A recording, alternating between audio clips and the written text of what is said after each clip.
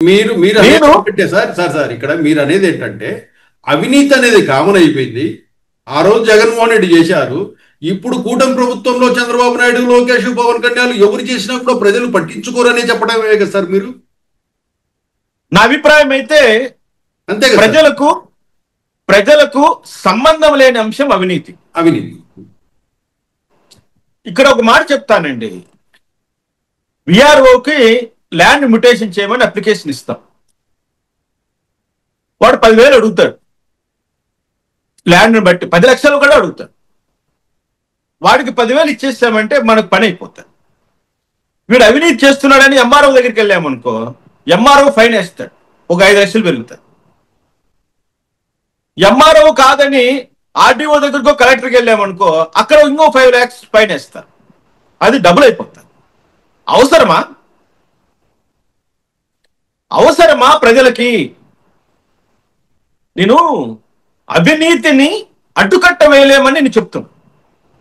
అవినీతిని అంతమొందిస్తానన్న మొనగాడు భారతదేశంలో ఎవడన్నా ఉంటే చూపించండి. ఒక్కడిని చూపించండి. There is no option at all. లేరు. ఈ దేశంలో అవినీతి పైన పోరాటం చేసే రాజకీయ నాయకుడు లేడు. అవినీతిని అరికట్టే వ్యవస్థ లేదు. అవినీతి లేకుండా ప్రజలకు పాలన చేసేటువంటి పరిస్థితులు లేవు. ప్రభుత్వాలు అన్నో పరిస్థితులు లేవు. ఒకవేళ ఎవరైనా అవినీతికి వద్దు అనుకొని నిలబడ్డవాడు పిచ్చోడైపోతున్నాడు. పిచ్చివాడు లెక్కన ప్రజలు చూస్తున్నారు. నా పరిస్థితి చూడండి. ఈరోజు హైకోర్టు స్థాయి జడ్జిగా ఉండాల్సిన నేను అవినీతిని అడ్డుకున్నాననే కదా ఈ విధంగా ఈరోజు బ్రతకవలసి వస్తుంది. ఎందుకంటే అనవసరమైనటువంటి చేతగాని పండు.